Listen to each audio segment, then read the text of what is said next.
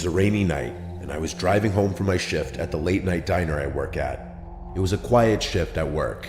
I had a weird amount of energy still, so I knew I was going to have to pop a melatonin when I got home. I was driving my usual route, a scenic road during the day, but majorly dark at night, lacking many light posts. There's the occasional little parking lot with cute little strips of stores or family-owned restaurants and shops, and then just stretches of nothingness. And by nothingness, I mean forest, obviously. I was passing one of the aforementioned parking lots of a well-known deli, and under a light post was a woman standing out in the rain with her arm held out. She was waving me down. I slowed as I realized it was a slightly older woman who appeared to be in her mid-50s maybe. This woman was really tall, like 5'11" or 6 foot, but very skinny. I lowered my window and yelled, "Do you need a ride?" She came over to the front door and opened it, chanting how much of a hero I am. I asked where she's heading, and she said just up the road to town. She was soaking wet, getting my car all wet, but I like to think of myself as a good person, and I couldn't in good conscience leave another woman out there in the cold rain. However, picking up a random man, on the other hand, would be a different story. The woman seemed sweet, but I noticed as I looked at her while talking to her, she was missing a few teeth. Very, very off-putting. I had to now wonder if she were homeless. She didn't smell or look like a homeless person though, but the rain soaking her and her clothes could have been masking any sense temporarily. Plus, her hair was so wet that what may have usually been scraggly, undone hair could now have been weighted down and straightened by the water. Either way, the woman was smiling the whole time and didn't seem like a threat. We pulled up to an intersection with a gas station on one corner. I pulled in next to a pump. Might as well fill up. I asked her if she wanted anything from inside. I was really doing my good deed for the week. She said no thanks, honey. So I went inside to pay the attendant for gas and some spiked seltzers since tomorrow was the weekend. When I got back to my car, the woman was gone. I looked around the gas station lot real quick, but it was tiny. She was gone. She must have ran off somewhere. I felt slightly bad, feeling like she was some lost, helpless woman, but part of me also felt slightly relieved. I filled up the tank of my SUV, and I was on my way home. When I got back to the house, I went straight inside my apartment, which is the first level of a 2-family house. There's a tenant upstairs and me. The front door into the foyer was usually left unlocked. Then the 2 doors leading to each apartment were locked. I let myself in out of the rain and into my apartment. I set the seltzers down on the counter. I wasn't that tired yet, so I took a melatonin and tried to go to bed. Even with the melatonin though, I was having a hard time sleeping that night. My mind was kind of going wild with thoughts. A lot of thinking about that woman I picked up earlier, and what happened to her. At certain points, I heard slight sounds from outside of my bedroom, but I dismissed them as sounds from the upstairs tenant. Boy, do I wish I was more suspicious before falling asleep. I woke up in my dark bedroom, something that usually would never happen when I take a melatonin. I usually sleep like a baby through the night. I sat up feeling drowsy, feeling really thirsty too. I reached over the table next to my bed for my water, and then I saw and heard something across the room from me. I saw someone crouched in the corner of my bedroom behind a clothing dresser with their legs folded. I had to be hallucinating it. I shook my head violently and made weird noises. I even slapped myself in the face. And now, whoever was in the corner stood up and walked out of the room. I didn't scream, I didn't say a word. I sat in my bed in literal shock. The part that had me questioning my sanity for a bit after the figure was gone was that there wasn't a single sound from outside the room after this. No footsteps, not the sound of a door closing. I grabbed my phone and called my dad. He picked up, confused why I was calling so late. I told him of what I just saw, and he said, "Trish, you probably just had a night terror." I stayed on the phone with him as I was continuing to become more awake, and I left my room and turned on the lights to the living room outside. It was a small space. There was no one in there. I looked around the entire space and could confirm no one was there. I started to believe that maybe I did just hallucinate it, but still, I slept with the bedroom door locked that night. When I woke up in the morning, I drank some coffee and got dressed for the gym. I went to open the door to the foyer and realized it was already unlocked. My heart sank. Last night, what I saw, was it real? I did another look around the apartment, confirming no one was inside. I went out to my car and opened the back door to put my gym bag in the back seat. And that's when I noticed the damp, yellow, brownish stains all over the floor in the back, and my blanket that I always had back there was gone. I wanted to cry or scream. I figured it out. That woman snuck into the back seat last night when I was in the gas station. She either somehow unlocked the door to my apartment, or I mistakenly left it unlocked. I called my dad again, frantically asking him what to do. He said check and make sure nothing was stolen, and if nothing was, then calling the police really wouldn't do anything. I checked the house and didn't find anything to be missing, just my blanket from the car. I skipped the gym that day. In fact, I stayed bottled up in my apartment for a while after that. I was just genuinely disturbed. I didn't want to live there for much longer after that, and so after that month, I found a new place to live.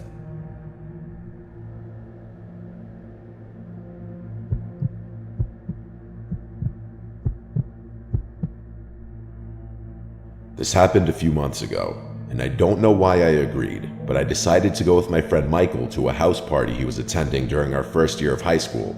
Even though I wasn't even invited, Michael was able to pull some strings and I accepted the invitation. Knowing that I wouldn't be able to drive, I made the choice to go with Michael. When we arrived at the home late at night, Michael told me to leave my phone in the car. He explained that maybe I could lose it or someone I don't know could try and take it from me while I'm not looking. At first, I was confused. I simply nodded, and we got out of the car. I went with Michael into the home or backyard where the party was taking place. I glanced around the backyard and saw people engaging in various activities such as smoking, drinking, and possibly even doing drugs in small groups. Michael had encouraged me to go mingle and say hello to a few people. After a few hours, I realized I had way too much to drink because my vision was completely foggy. After getting closer to the house, I leaned against the wall to support myself.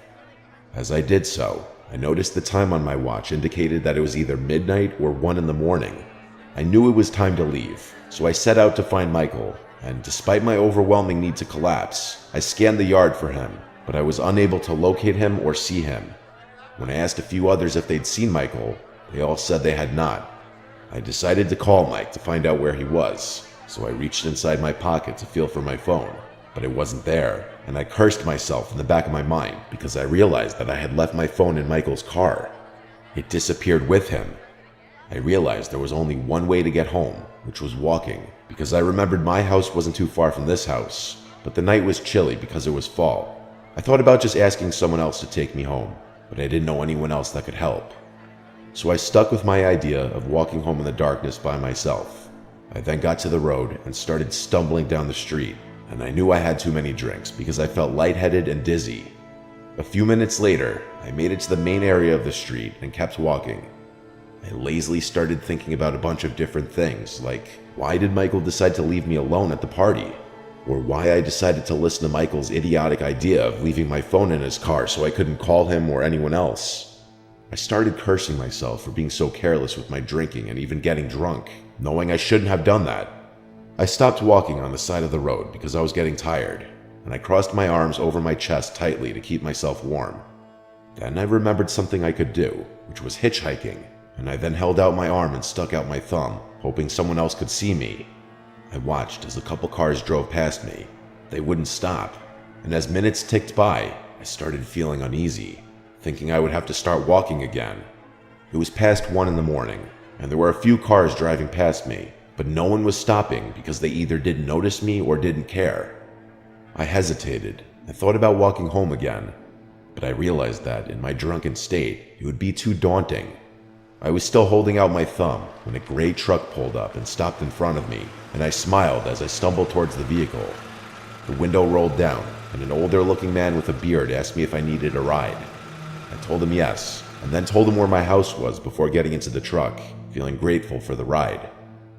As we started driving down the road, the man started trying to make small talk with me, asking what happened to me. However, I was too disoriented to have an actual conversation with him, and the only things I could manage to say were low mumbles or just murmurs and groans. As we turned the corner to my street away from the party, I started feeling uneasy. For some reason, I couldn't shake the feeling that something was strange about this man.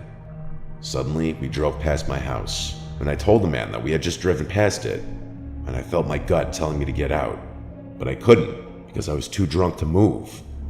I was about to tell the man to let me out before we got too far away from my house, when suddenly the man turned to me, and I noticed he had a sinister look on his face. "You know you shouldn't be drunk while you're hitchhiking because you'd make a very easy target," the man said, smirking darkly. The man reached over and started rubbing my leg, and I didn't know what he was trying to do, but I knew it probably wasn't anything good. But before he could do anything else to me, we both heard a loud siren behind the car, and then a flashing red and blue light flooded the night. I realized it was the police, and I jumped for joy inside. The man panicked and stopped, unlocking the doors, which allowed me to jump out of the car. I ran as fast as I could, and the police officer rushed over to me, and I told him the entire story about what happened to me. Unfortunately, nothing illegal happened per se at that point. The police officer told me that he was looking for someone in a gray truck who had apparently stolen something from a store. I'm not sure if it was the man who picked me up or someone else, but I was just glad the police officer stopped the car. A cop gave me a ride home, and I decided from there on I wouldn't get so drunk that I couldn't think straight. I now know the importance of being responsible and staying aware of my surroundings, even when having a good time.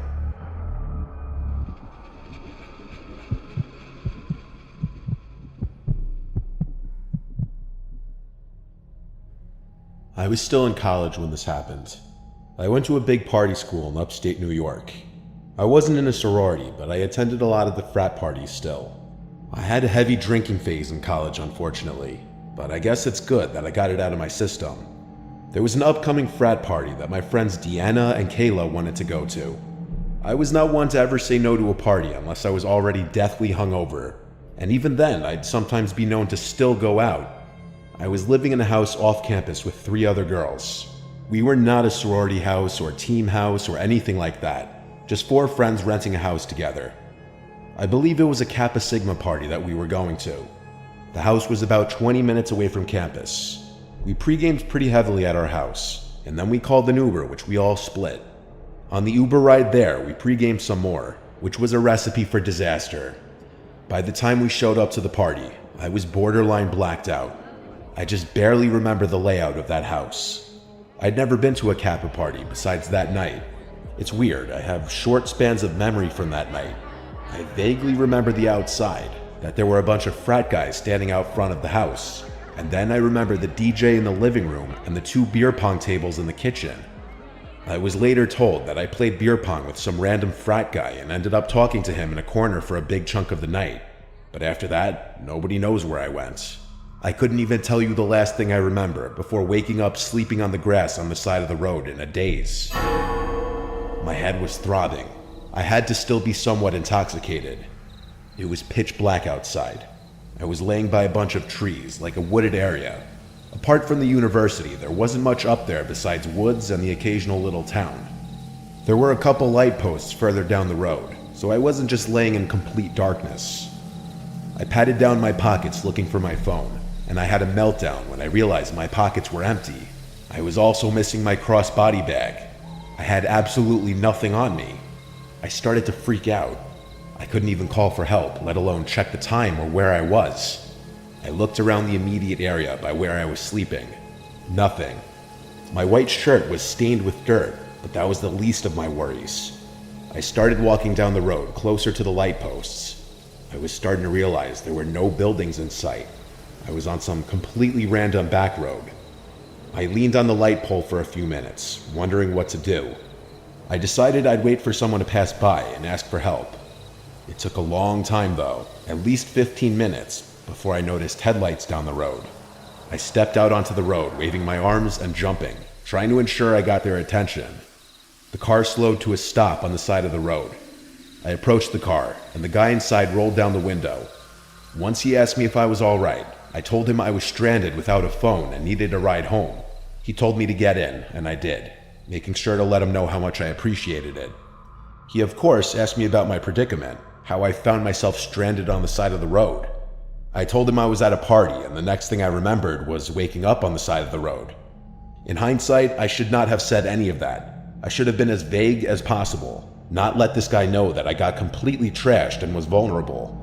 He asked why I didn't call for help, and I told him I lost my cell phone too. The guy looked at me like I was a moron. I looked back at him for a second, and this was the first time I really analyzed his features. He was like 35. He wasn't the best looking guy. He had a thin goatee and a big nose. I gave him my address to put into his house. As he drove, he put the address in, and then I heard him say under his breath, "Okay, here we go." I asked how far away we were, and he said about 20 minutes. That sounded about right, since the frat house was about 20 minutes from our house. I thought things would go smoothly. I'd get dropped off at the house where Kayla and Deanna would be waiting for me with my belongings. But nothing can ever go that smoothly. The man spoke in a gentle voice basically the entire time. He was asking basic questions at first. His soft voice was almost in a weird way off-putting. Like, why was he talking in an almost whisper in the car? We drove on and on for what seemed like over 20 minutes on the same road. I started to get concerned, and so I asked him how much further we had. He didn't respond right away, so I said, "Sir," and he went, "Hmm?" And I repeated my question. He said in his soft voice, "Not far." This wasn't right. Our house is in town, yet we were still on the same back road with nothing but trees everywhere. I started noticing in my peripheral vision that he would look at me multiple times, like he'd move his whole head to stare at me for a few seconds and then look back at the road. I was starting to feel sick. I asked him if he put the right address in, and he said yes. Then he said, "What color underwear are you wearing?" as he put his hand on my knee and started rubbing my knee.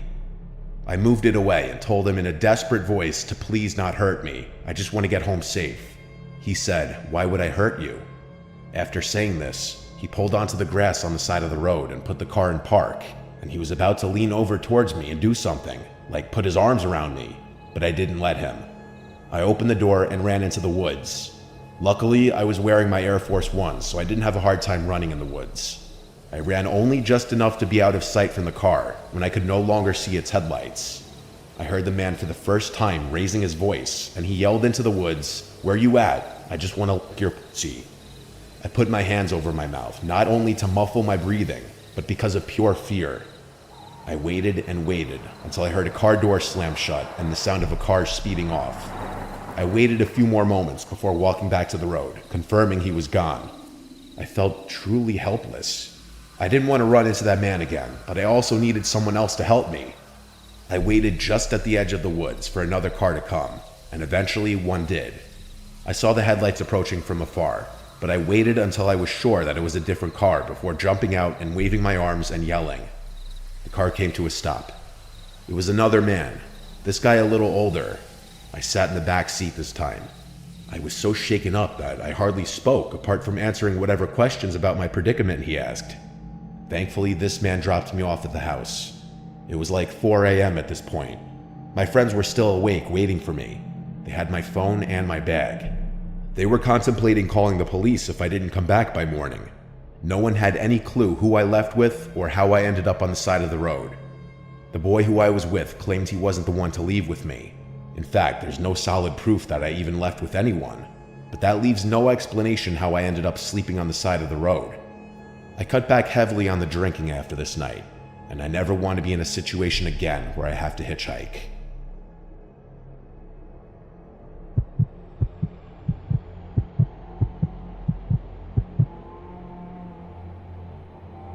Out of the dark forest, I was hitchhiking from Leipzig, Germany to Paris. He was a French man, a somewhat dirty and unshaven driver, small and shabby. He agreed to give me a ride in his car, a ride with him to Paris where I needed to pick up my paintings from an exhibition I had there. It was October. I was 29 years old and he seemed about the same age. He spoke broken English. I spoke no French at all.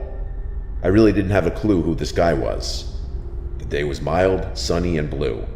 It was a warm and comfortable French day, a great day to hitchhike. It was around 4:30 p.m. when I met him at a gas station somewhere in France. I hopped into his little old car, happy to have scored a ride. We drove off to Paris on the main highway.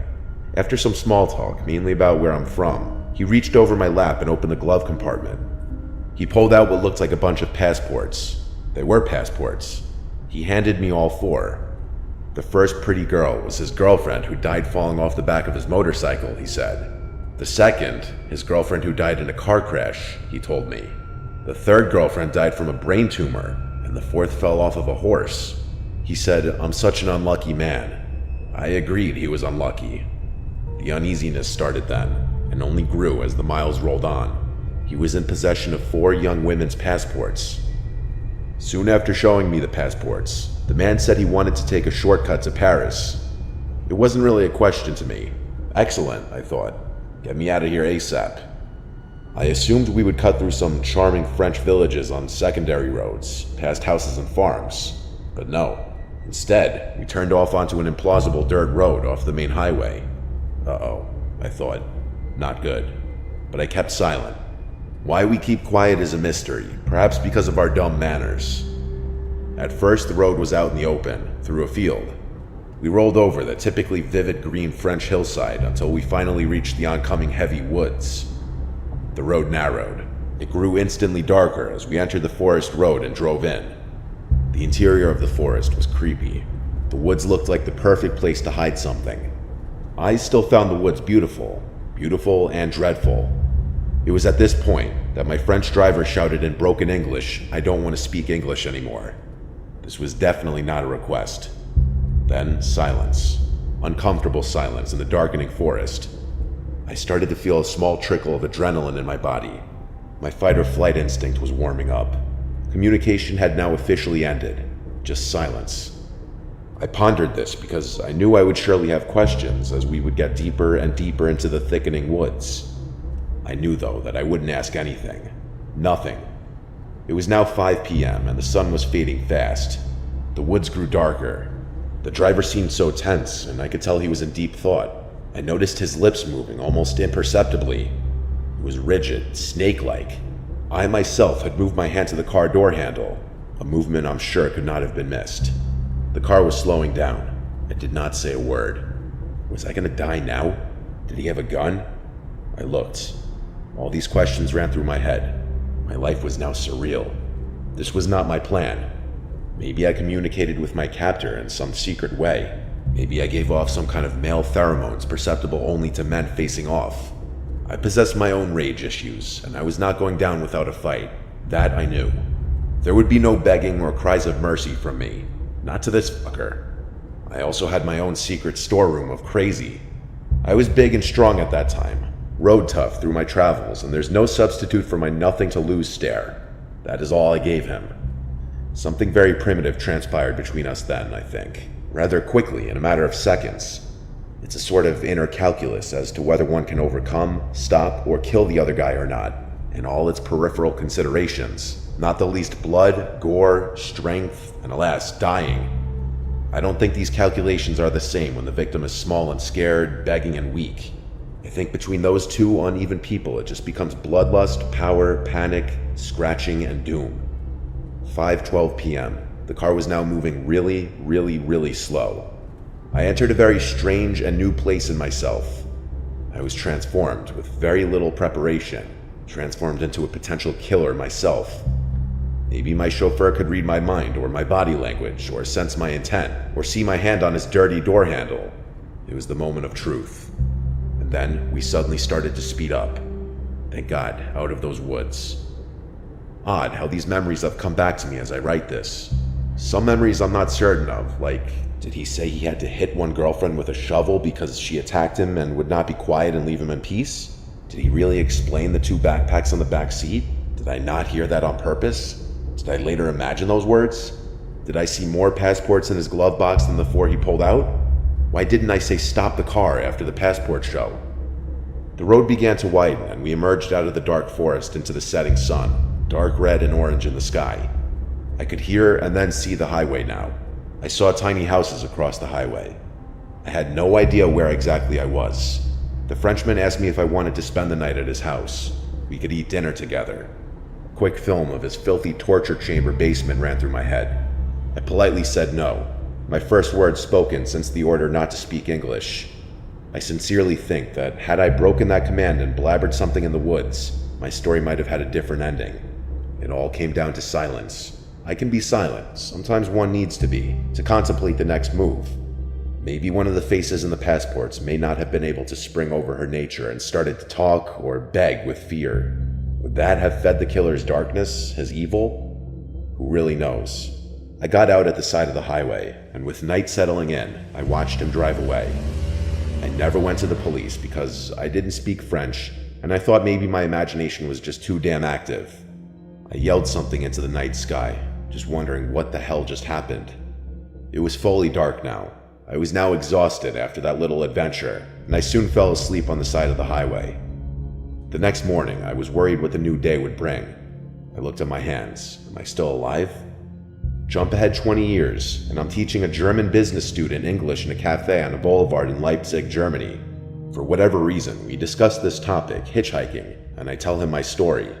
My student promptly whips out his smartphone and Googles French serial killers. Then he shows me pictures. There he was. I was shown a photo of serial killer Patrice Allegre. It was him all those years ago, me and him on that strange ride. I had never forgotten his face. At that time, 1990, there was a reported serial killer leaving bodies of girls on the French roadsides and highways. He was in the midst of his killing hobby back then.